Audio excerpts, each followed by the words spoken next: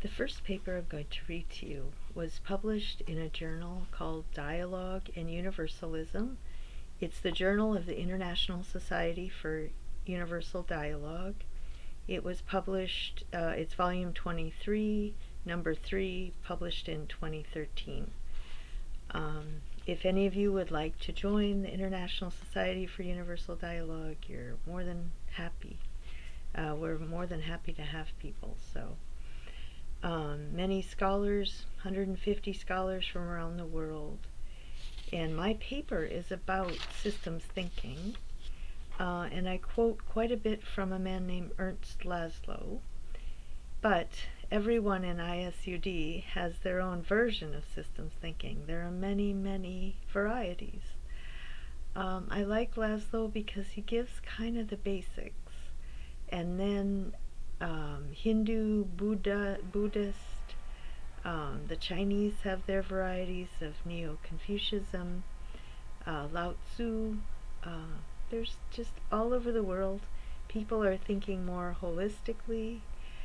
And my contribution in my scholarship so far has been basically just to bring back the Greeks, but to read them through this filter of systems thinking. Because they were systems thinkers, and I explained that very briefly in this paper. They thought systematically. Actually, they came from the tradition of wisdom literature. And that's why today, organizations like ISUD, people are seeing connections between current moves in physics and culture and biology, and social sciences, all sorts of academic disciplines. They are seeing them as more holistic. It's a rejection of the Enlightenment.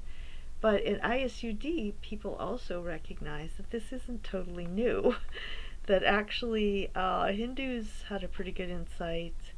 And then I bring in the Greeks, and that's usually surprising because people associate the Greeks with the Enlightenment and the Western tradition of what happened after the Greeks. But the Greek culture itself was just one of the wisdom cultures. And so I think it's a nice crossroads between the wisdom traditions and then the birth of something else. Christianity, one of the religions of the book, which is very different from Greek literature and culture, but it was co-opted by Augustine and Aquinas, and then the Enlightenment dealt with it. Sometimes Enlightenment thinkers would co-opt it and say, oh, they're really like us, except we're a more contemporary version, so we're better. Or they would trash it and say, no, Aristotle was totally wrong. So I'm just bringing it back in a form that engages the conversation today. Now, Lazlo, the paper I'm going to read right now, just gives you this broad view of systems, and it does, toward the end of the paper, he refers to the Greeks. And so I just take it from there and expand what the Greeks have to offer. Okay, this is called The Creation of a New Sphere in Today's Era of Globalization. This paper begins with a model of reality called systems thinking, as described by Ervin Lazlo in his book, The Systems View of the World. Lazlo claims that recent developments in many of the sciences and social sciences have led to the development of a new paradigm for our understanding of nature, and human culture. Lazlo presents a vision of the kind of meeting of the minds, or creation of a new sphere, that follows from this new view. Systems thinking opens new avenues for dialogue between ways of thinking that have been cut off from each other for centuries, particularly the split between religious dialogue, philosophy, the sciences, and the social sciences. Lazlo claims that these disciplines are simply parts of a whole, the system of human culture, which is itself a system within the broader system of the natural world, and the universe from which our Earth with its various living and non-living systems formed. Our culture has developed in a way that expects academics to focus on small aspects of reality and to use our brains in specific and limited ways to gain knowledge of a small part within the whole. But the nature of these entities is fundamentally related to the connections between them. Studying them separately gives us a distorted view of reality. Using the different intellectual powers in our brains this way, that is, training some capacities to a high level while ignoring the other ways our brains take in and learn about reality, is not natural. It distorts the goal we all seek, which is truth. The emerging model of reality coming out of many of the sciences requires intellectuals to re-examine their views of human nature and human culture. Further, the new model leads inevitably to a model for ethics, the well-lived life. Lazlo's view is a good starting point for opening up intellectual dialogue between professional philosophers and academics from many different disciplines, as well as with non-academics who focus their intellectual powers on practical and particular choices rather than theoretical models. In the context of the International Society for Universal Dialogue, the system's view provides an argument for encouraging the organization to invite papers from people of all academic disciplines and all walks of life. Interdisciplinary dialogue is not only possible, it will lead to greater insight, a better grasp of the truth than the models Western culture has been based on since the scientific revolution and the Western Enlightenment. Lazlo begins with a definition of worldview. Quote, "Worldviews are constellations of concepts, perceptions, values, and practices that are shared by a community and direct the activities of its members." Further, he claims, the avant-garde branches of the contemporary sciences are veritable fountainheads for the creation of a non-atomistic and non-mechanistic vision that can fill the need for practical guidance in our time. The new system's view can provide the clues, the metaphors, the orientations, and even the detailed models for solving critical problems on this precious but increasingly crowded and exploited planet." Unquote. A complete worldview goes beyond the sciences to provide a model for the good life. Quote, "If a worldview is coherent and embracing, it can also provide a pathway for carrying people through the succeeding epochs of their lives, from childhood through adolescence to adulthood and into old age. We cannot expect to satisfy all the requirements attaching to a worldview in reference to science alone, without also drawing on the insights of religion and the values of humanism." Unquote. Lazlo argues that the model of reality coming from the system sciences is leading to a re-examination and reaffirmation of religious and humanistic traditions. Lazlo is very critical of the Enlightenment worldview, its view of nature, its method for how to gain knowledge of nature, and the way that method was applied to the study of human nature. Quote, "Following the rise of modern science, investigators tended to dissect general questions concerning human nature into specific problems to be handled by specialized research.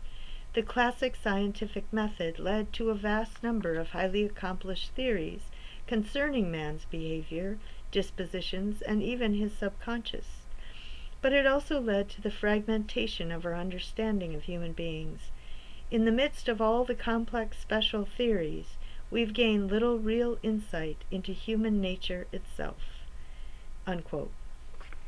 Systems thinking rejects specialization and focuses on studying the relationships between all aspects of reality. Quote, "Opposed to atomism and behaviorism, the system's view links the human being again with the world he or she lives in, for he or she is seen as emerging in that world and reflecting its general characteristics.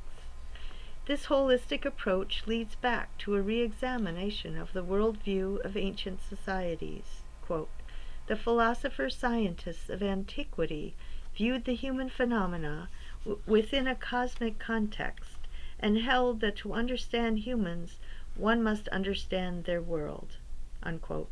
Systems thinking also leads back to a re-examination of ancient mythological traditions. Quote, in early cultures, rational, emotive, imaginative, and mystical elements were interwoven in syncretic unity.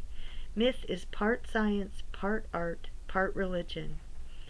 Lazlo describes the split between the power of reasoning in the sciences and the powers of imagination and emotion in mythology and religion. Quote, the great split that led to the medieval distinction between moral and natural sciences, and later to the malaise of the two cultures, was foreshadowed in the rivalry of Greek philosophers and dramatists.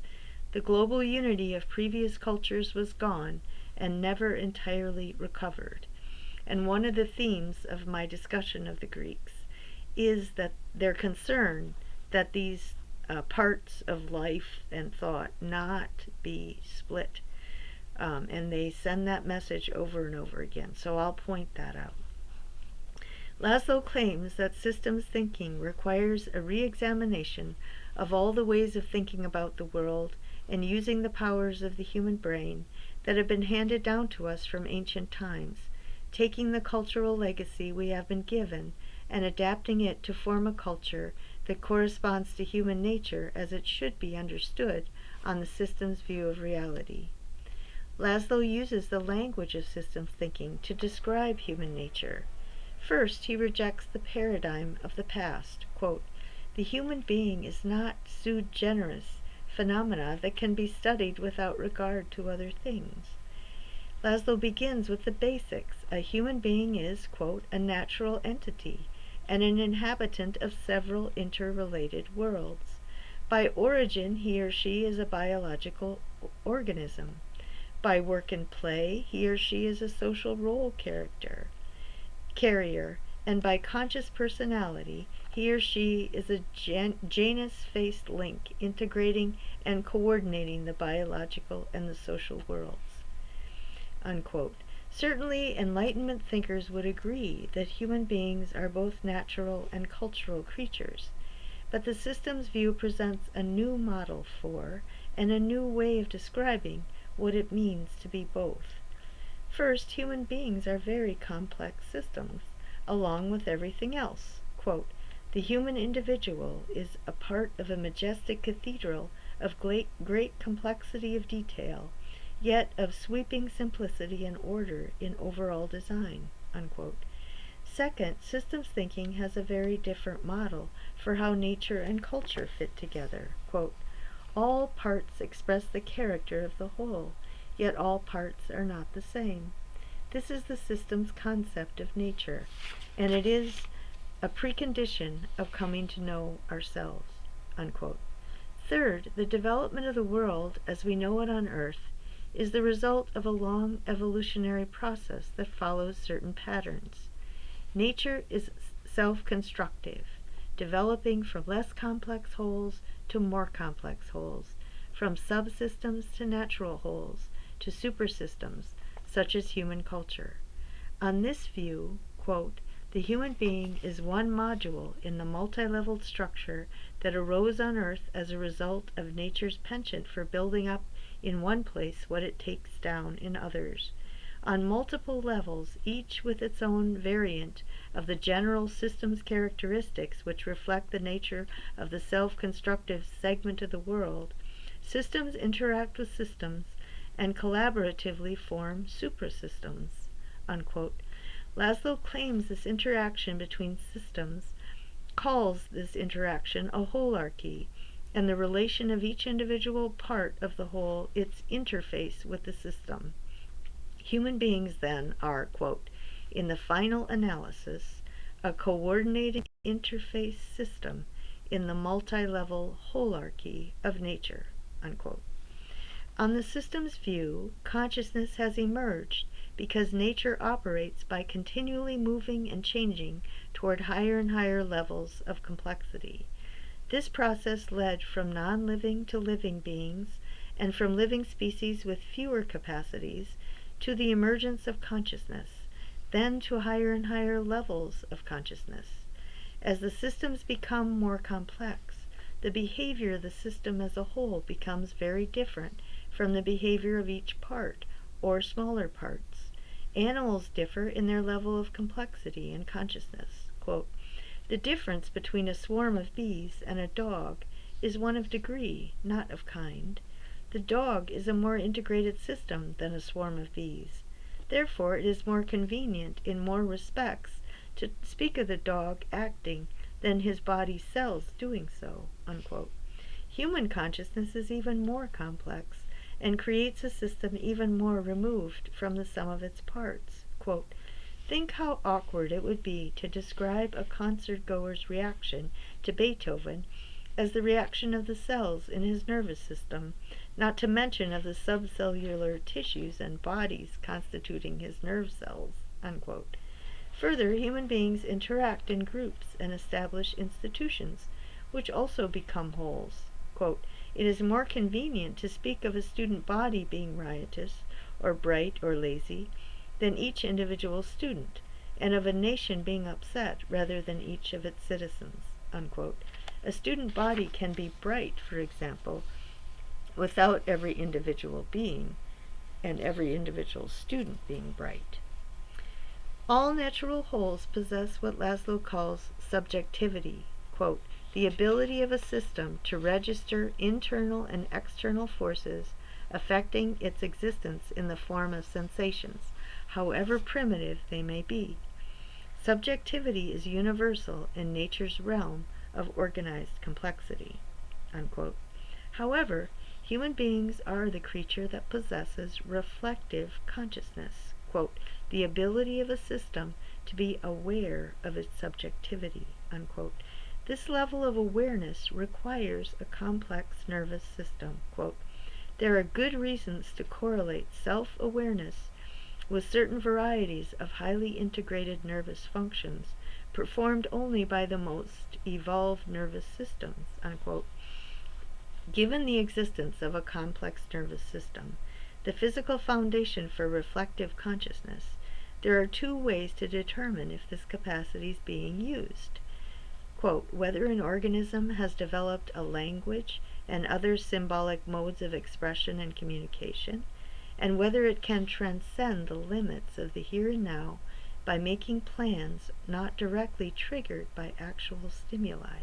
Unquote.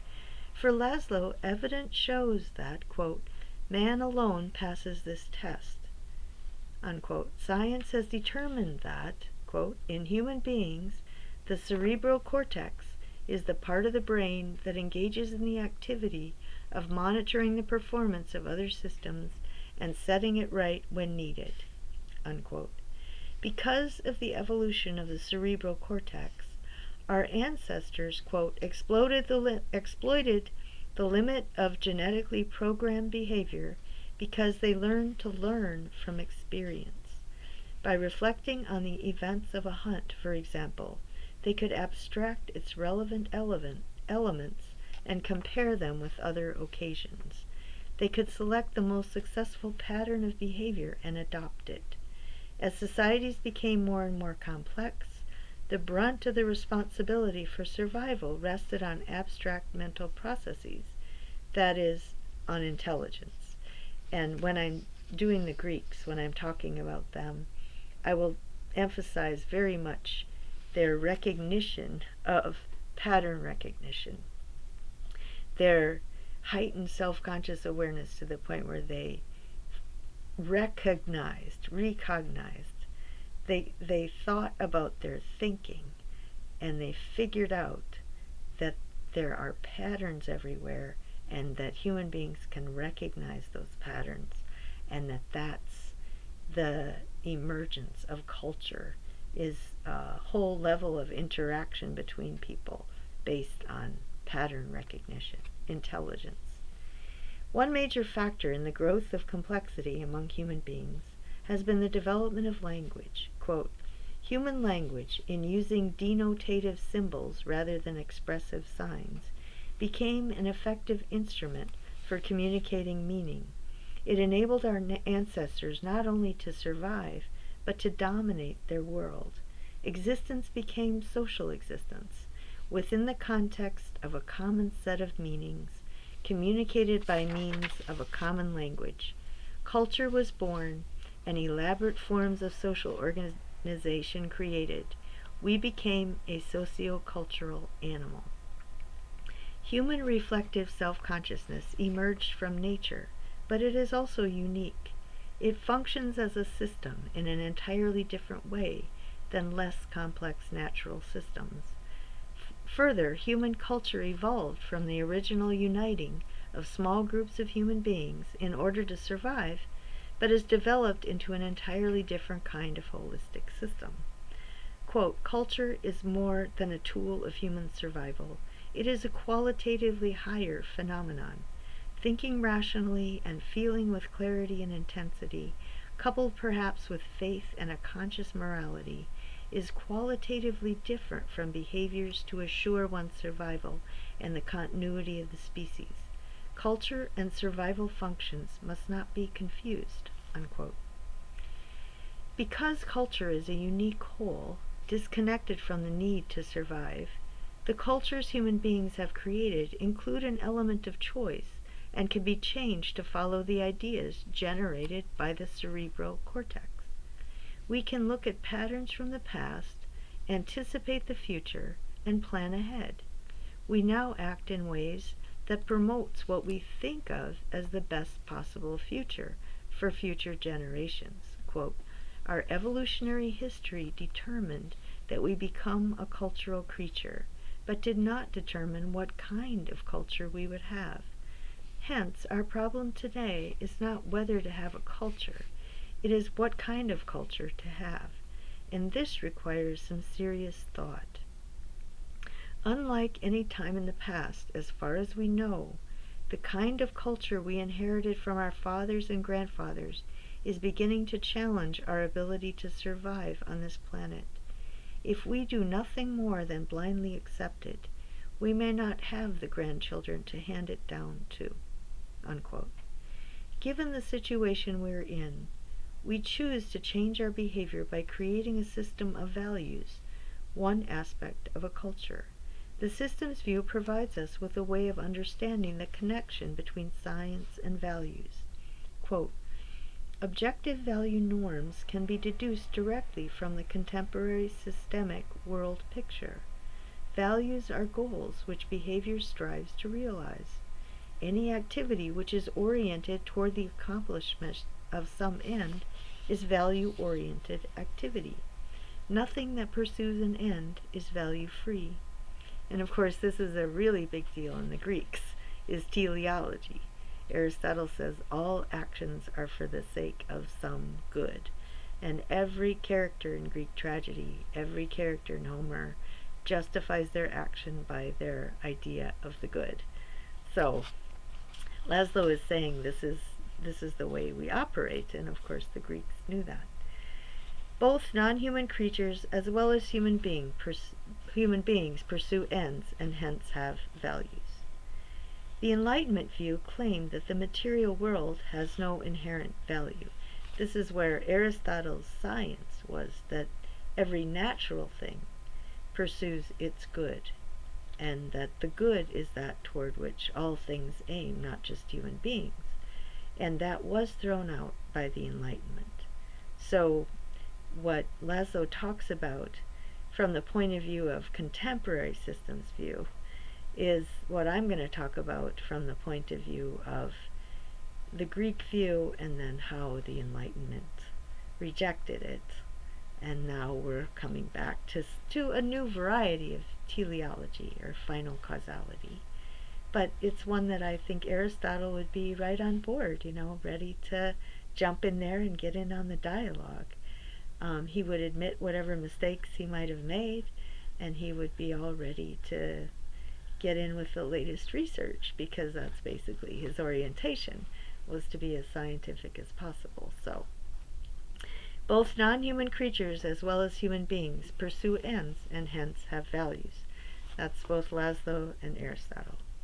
The Enlightenment view claimed that the material world has no inherent value. On the systems view, quote, There's nothing in all the realms of natural systems which would be value-free when looked at from the vantage point of the systems themselves, unquote. The view of nature during the Enlightenment claimed that values are created by human beings. They are based on the particular material conditions and historical circumstances of a group of people, so they are completely different. Lazlo says, quote, "There's nothing in the sphere of culture which would exempt us from the realm of values. No facts floating around, ready to be grasped without valuations and expectations." Unquote. Everything that evolves, including cultures, does so within the context of a system. Cultures depend on natural systems. Enlightenment thinkers encouraged the exploitation of natural resources for human well-being and the development of more and more complex cultural systems. However, the suprasystems of human culture were always ultimately dependent upon the natural systems from which they emerged. This is Francis Bacon's famous "knowledge is power," and he said the purpose of understanding nature is to gain power over it. And that was their value. That was, they thought God wanted them to use science and industry to exploit the natural world for human well-being. And then many of the Enlightenment thinkers also thought the human psyche was a blank slate, and we could develop a science, and we could condition people to be virtuous and generous, and we could solve all of our problems. So this is where current systems thinking rejects that. It rejects nature as simply a blank slate to be exploited, and the human psyche as simply a blank slate to be molded. And all I'm saying again is the Greeks were there, right? They're with you, Mr. Lazlo. It's just that they also have some additional things to add about human nature, the human condition, and culture, which I think need to be in on the conversation. That's why I would bother to go backwards in order to go forwards better, with more insight, gaining the insights from the past and incorporating them into the present and the future. So, on with Lazlo. The study of culture in the social sciences during the Enlightenment period sought to be value neutral. Academic disciplines studied a culture apart from its natural foundations. Today, social scientists who have adopted the systems view are re-examining this approach. In their studies of the suprasystems of culture, they include the interface of a given cultural system with its natural foundations, even as human beings create a culture that is an independent suprasystem. Quote, "Contemporary cultural anthropologists are specifying a number of fundamental universal values shared by people everywhere. The same basic values of survival, mutual collaboration, the raising of children, the worship of transcendent entities, and avoidance of suffering, injustice, and pain are manifested by all cultures, albeit often in radically different ways. The surface forms differ, but the depth structures are analogous." And this is what the Greeks understood. This is my view, that if you were wise, you could understand those patterns in human behavior, positive and negative, that would not change as societies became more complex. So societies would evolve and become more complex, but there would be some basic drives, positive and negative, that have to be trained and educated and become mature. Otherwise, you're just having a more sophisticated culture will just mean that you have more powerful tools for destroying yourself and each other. So the Greeks understood this, that there's basic stuff that doesn't change, and then culture develops from there, but never really eliminates those primitive drives. Some cultures are better at integrating them, and some are worse. Okay, the formation of cultures has led to many, many variations because, quote, there's no imperative attached to the cultural specification of our values. These we can choose according to our insights, unquote. However, there is a natural foundation that does not change. Quote, we remain within the limits of general natural systems values. Finding and respecting these limits is precisely the problem facing us today. Lazlo distinguishes between descriptive values, those behaviors we recognize by observing how people live and asking them why, and normative values, those values that we can figure out as best through studying the nature of reality and its interlocking systems. Quote, normative values, or value norms, are things we discover by examining human characteristics and pointing to those values which could lead people to fulfillment. Hence, normative values are not described, but postulated. They are creations of the inquiring intellect. And just to give you the absolutely most obvious example of that in Homer, is that the Achaeans are a classic example, archetypal example, of a culture dedicated to power. Sparta is also dedicated to military success and achievement. Troy was a city dedicated to wealth, and the story of Homer and Plato and is that is an inferior sort of city, that there is a higher level of human fulfillment and human flourishing, and cities should dedicate themselves to the cultivation of the powers of soul in as many citizens as possible to the highest level of possible, and this includes intellectual curiosity, political engagement in society, dialogue, generosity, all sorts of higher quality of life that is human flourishing, not for the sake of money or power or status, just for the sake of realizing our capacities as human beings in the world that we live in. So, where Lazlo talks about descriptive values, you can describe Troy, and you can describe Sparta, and you can describe the Achaeans, which of course Homer does.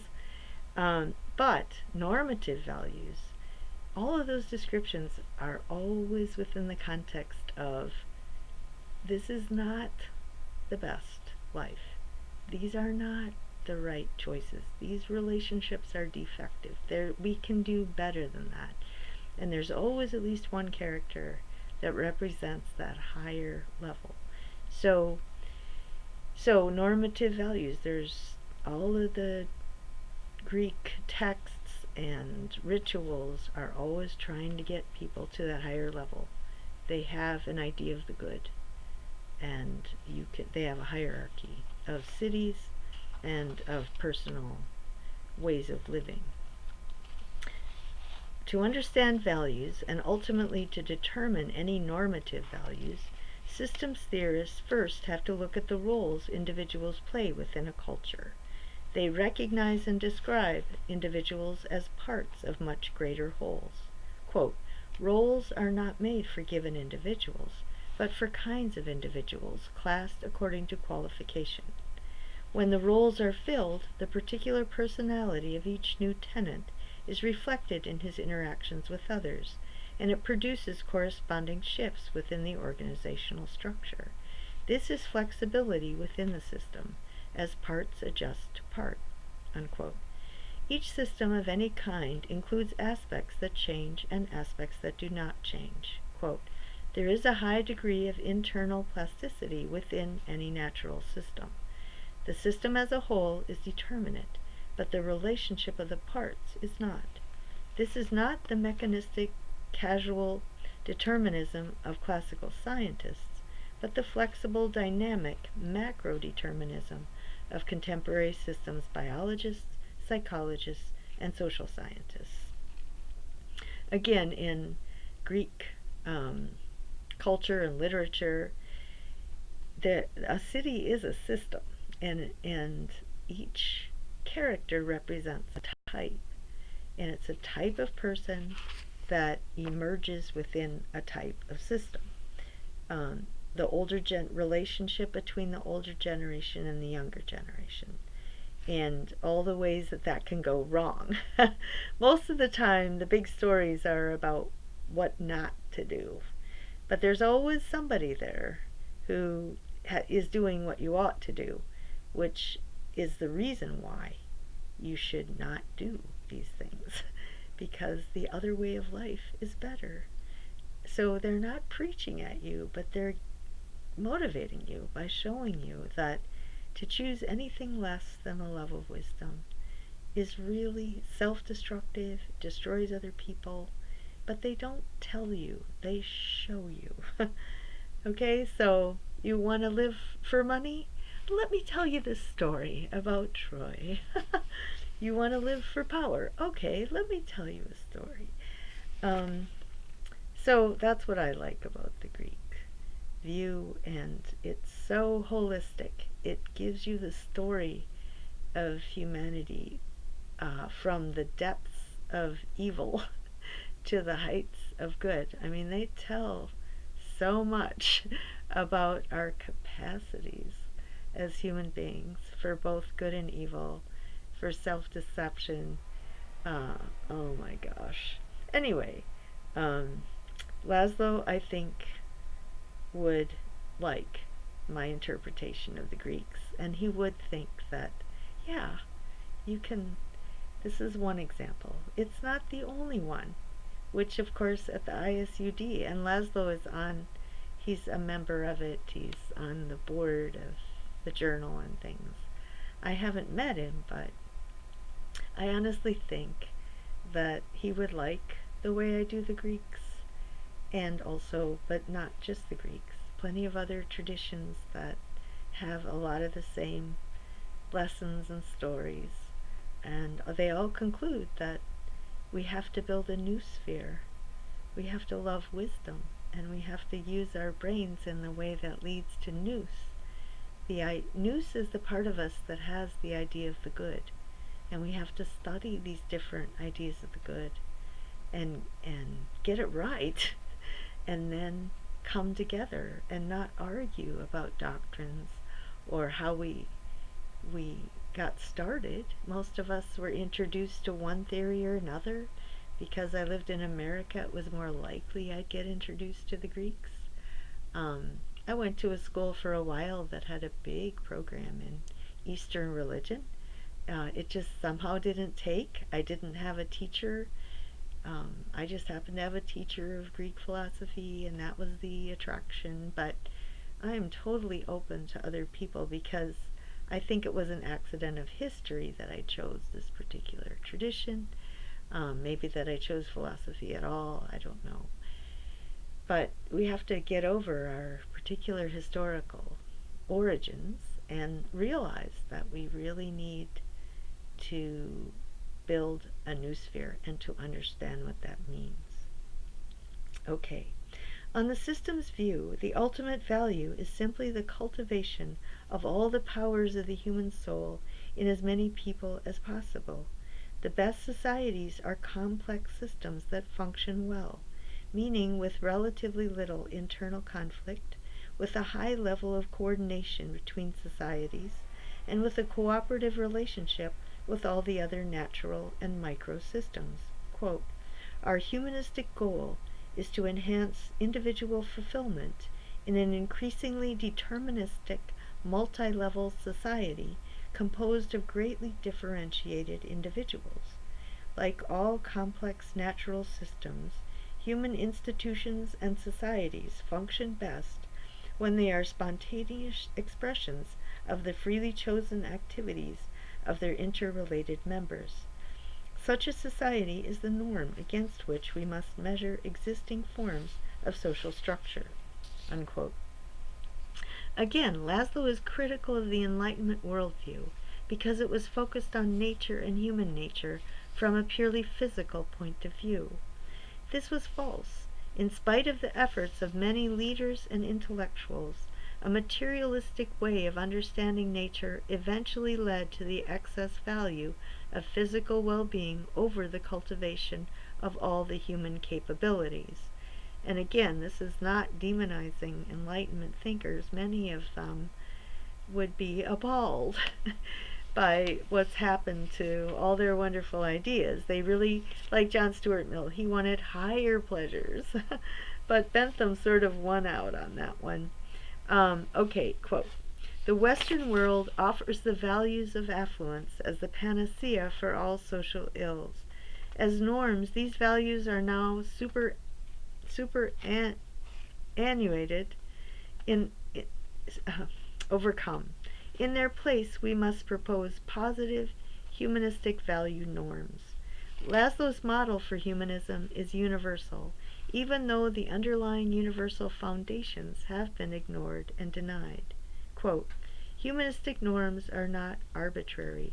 They are encoded in every natural system, but they can be overlaid by diverse cultural value objectives, and hence, in times of urgency, they need to be consciously rediscovered. Unquote. If we recover these universal natural values, quote, if they are found and adopted, we will again exercise our powers of adaptive innovation in maintaining ourselves and our culture within the thresholds of compatibility with the dynamic and balanced multi-level holarchy that is the biosphere cum humanity, the Gaia system of planet Earth. Given Lazlo's view of reality, the best way of describing the ultimate normative value for human culture is, quote, the actualization of potentials inherent in all of us. Self-fulfillment, as contemporary humanistic thinkers and psychologists acknowledge, is the end of human purposeful behavior. It is the pattern of what can be traced in actuality. Individual fulfillment can be a human value, and it can be specified and analyzed in the system's perspective. Unquote.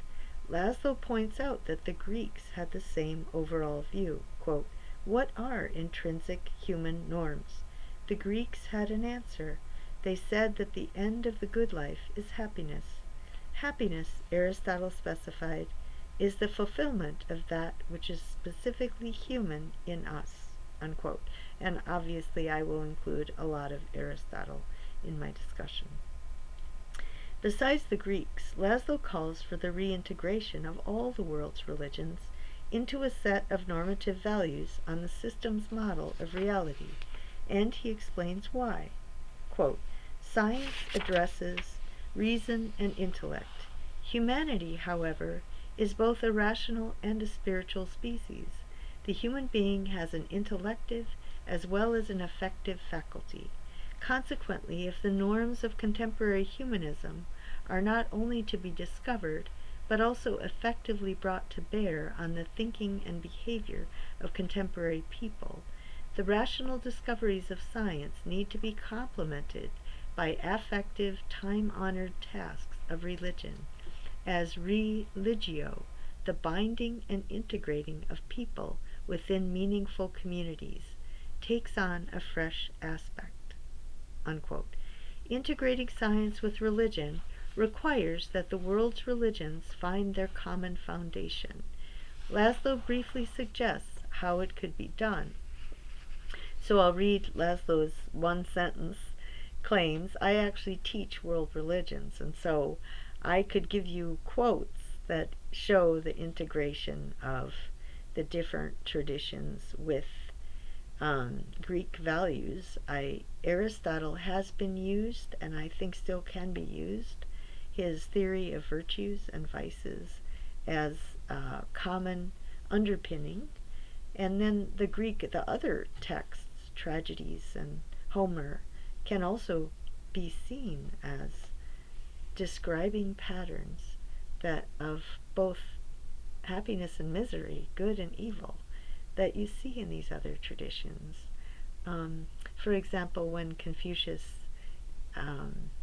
when you read the Analects and you hear the stories about him and what he does, they very much reflect the same virtues of Aristotle. He gets angry or he doesn't get angry. He's generous or he's not. He's temperate. So it's, it's exciting when you finally see these connections. And I won't talk about that a lot. I'll just focus mostly on the Greeks. But Lazlo gives just a summary of what nowadays so many scholars are writing about these common elements. I would hope that they might use some Greek theory to explain theoretically what these are, rather than just analogies. Or the other thing is they can see how Jesus became angry in the temple and Muhammad had righteous indignation, appropriate anger, and Confucius might have. They can recognize the pattern. And then Aristotle talks about rational anger as opposed to holding a grudge or overreacting. But the thing about Aristotle, I would suggest, is that it's so systematic and it gives you so many categories, so which are just, to me, a light through which to see these other worldviews. It's not the only one, but it is systematic, and it's comprehensive, and it's complex without being obtuse. It just really gets you to reflect and realize how much of your life is archetypal. You have decisions that the type of decisions, the type of choices, the type of experiences that human beings have always had. They just don't reach that level of self-conscious awareness, which you can get to through education, of actually realizing, oh, this is just, I'm a human being and I have this experience because I'm human, just like this book or that play or that story. So that's the idea of wisdom literature. You can get yourself to that plane, that universal level of being a human being, and then you can really learn from the stories, because you realize those stories about me. Okay, so I'll just give you Lazlo's one sentence quickie, and I'll just say that, oh yes, there's so much else, and other scholars can do those traditions better than I can, so I'll leave it up to them. Religions would not need to sacrifice or even compromise their cherished tenets to make a unique contribution to this shift. They would only need to draw on their own humanism and ecumenism to encourage creative thinking in regard to the elaboration and extension of their traditional insights. There is obviously a significant humanistic and ecumenical component in every great religion. Judaism sees humans as God's partners in the ongoing work of creation and calls on the people of Israel to be a light to the nations. At the heart of the Christian teaching is love for a universal God, reflected in love for one's fellows and service to one's neighbors. Islam, too, has a universal and ecumenical aspect. Tawhid, the religious witness, there is no God but Allah, is an affirmation of unity, as Allah means divine presence and revelation for all people. Hinduism perceives the essential oneness of mankind within the oneness of the universe, and Buddhism has as its central tenet the interrelatedness of all things in dependent co-origination. In the Chinese spiritual traditions, harmony is a supreme principle of nature and society. In Confucianism, harmony applies to human relationships in ethical terms, while in Taoism it is an almost aesthetic concept defining the relationship between humans and nature. And the Baha'i faith, the newest in the world religions, sees the whole of mankind as an organic unit in process of evolution towards peace and unity, a condition that it proclaims both desirable and inevitable. The great religions could draw on such ecumenical and humanistic elements to nurture a creative elaboration of their fundamental doctrines, supporting and promoting the shift to the new holistic consciousness. Lazlo explains how the nature of physical reality and its evolution fits with the evolution of human nature and human culture. Physical evolution has a spiritual component, and the realm of the spiritual has a physical aspect, because human beings are biological as well as spiritual beings. Lazlo suggests that we should begin with what we now know about the physical universe and its history as a natural foundation for the common theme of unity, oneness, and cooperation in the world's religious traditions. The physical world can be understood spiritually. Quote, the key unifying concept could be the spiritual assessment of the universe's progressive self-creation. The vast sweep of system-building processes, from Big Bang to the emergence of life, mind, and consciousness, could be recognized and indeed celebrated by the religions. The recognition of the evolutionary self-creation of humanity and of the larger reality of the cosmos need not be confined to the empirical sciences. The process is all-embracing and has a spiritual in addition to a physical dimension. We bear, after all, within our own body the impress of every transformation through which the universe has ever passed. And then I'll just say that the Greeks, I would call the Greek position spiritual humanism, and my idea of spiritual is very much what Lazlo's is here, that we can have these ideas of the good. We can see beyond our own experience.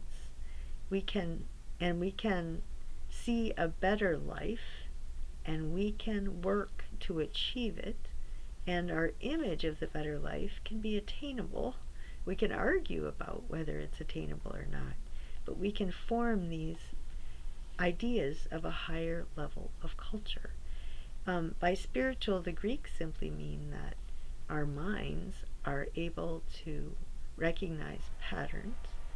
We need to live together. We should create societies that promote intellectual development, that promote the rule of law rather than the rule of power or force or money or tribalism, because that's a spiritual aspiration, to live for the sake of something greater than ourselves or our tribe, to live for the sake of truth, justice, beauty, a better community, a better set of laws, better institutions, a legacy to leave behind to our children. So that's spiritual because it's an idea, and we have to take all of our physical resources and dedicate them to something greater than ourselves. Okay, that's Lazlo, I think, would agree with that. In the process of learning about the nature of reality, one holistic system emerging out of another, we also literally physically develop and stimulate our brains in a way that leads to higher and higher levels of reflective self-consciousness. We use language to develop communication networks based on both the spoken and written word, leading to a more complete and complex body of recorded knowledge that is passed down to the next generation. This cultural legacy provides the occasion to develop an even more complex and accurate model of reality and a more complete and universal grasp of underlying normative values. The intellectual search for truth has a physical component in the brain and a non-physical spiritual component. The emerging systems are made up of connections in the world, in our brains, in our words, and in our minds, as we reflect upon how the systems relate to each other and to ourselves as learners. Systems theory recognizes all these connections. Quote, not only our bodies, but also our minds are immanent to this process.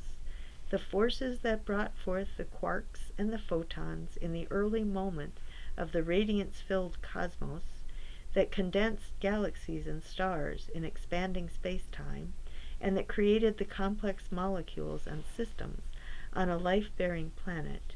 These forces inform our brain and thus infuse our mind. They could come to self-recognition in each thinking and feeling human being. unquote. Human beings have always sought knowledge and many other ways to develop their potential. These purposes have always created values. Quote, values define cultural man's need for rationality, meaningfulness in emotional experience, richness of imagination, and depth of faith, unquote. In the past, these values have been considered unique to each individual or to each integrated culture. Today, using systems theory, our understanding of all aspects of reality and all inherent human capacities should lead from mere descriptions of different values to a comprehensive worldview that integrates human rationality, emotions, imagination, and faith. This integration leads to the formation of a system of normative values. This system would describe how all the evolved systems work together best. Religions today should embrace the self-conscious awareness of this view as normative, not just descriptive. Quote, by recognizing and celebrating the world's evolutionary self-creation, religions could promote the process of recognition in each individual. The particular intellectual capacity for recognizing this whole, Lazlo calls nous, following the Greek view. The formation of a sphere of human culture where we recognize the integration of all aspects of reality is what Lazlo calls a noosphere of human interaction. On Lazlo's view, the world's religions could and should, quote, celebrate the evolution of the noosphere on Earth as the next and especially significant phase in the world's evolutionary self-creation. The self-creating universe is our larger self, our primary sacred community, unquote. The spiritual is not separated from the physical. The sacred is not separated from the profane. What is known through reason is not separated from what is known from the inspiration to seek a higher level of complexity beyond what one observes. Given the fact that the Enlightenment view has now led humanity to the brink of self-destruction, it is imperative that human beings develop a new sphere, as Lazlo understands it. The purpose is related to recognizing the fact that all of reality is a series of interconnected systems, and the necessary consequences of this for the kind of culture we must develop in order to avoid self-destruction is a normative way of constructing values, not merely descriptive. It should be a guide for how we ought to behave, not a description of one way of actualizing our potentials that is no better or worse than many others. Lazlo points out that in the past, the world's great religions also emerged as a way of addressing a crisis in the cultures from which they emerged. Quote, religious renewal always came in the wake of civilizational crisis. It was in the disastrous moments of the history of Israel that the prophets of Judea made their appearance. Christianity established itself in the chaos left by the moral weakening of the citizens of a declining Roman Empire. The Buddha appeared in a period of spiritual and social confusion in India. Muhammad proclaimed his mission in an epoch of disorder in Arabia, and Baha'u'llah wrote in confinement imposed by a moribund Ottoman Empire. Unquote. The ecological crisis we face today is perhaps the most serious humanity has faced, which is why the resources of the world's religions need to be harnessed to address this crisis.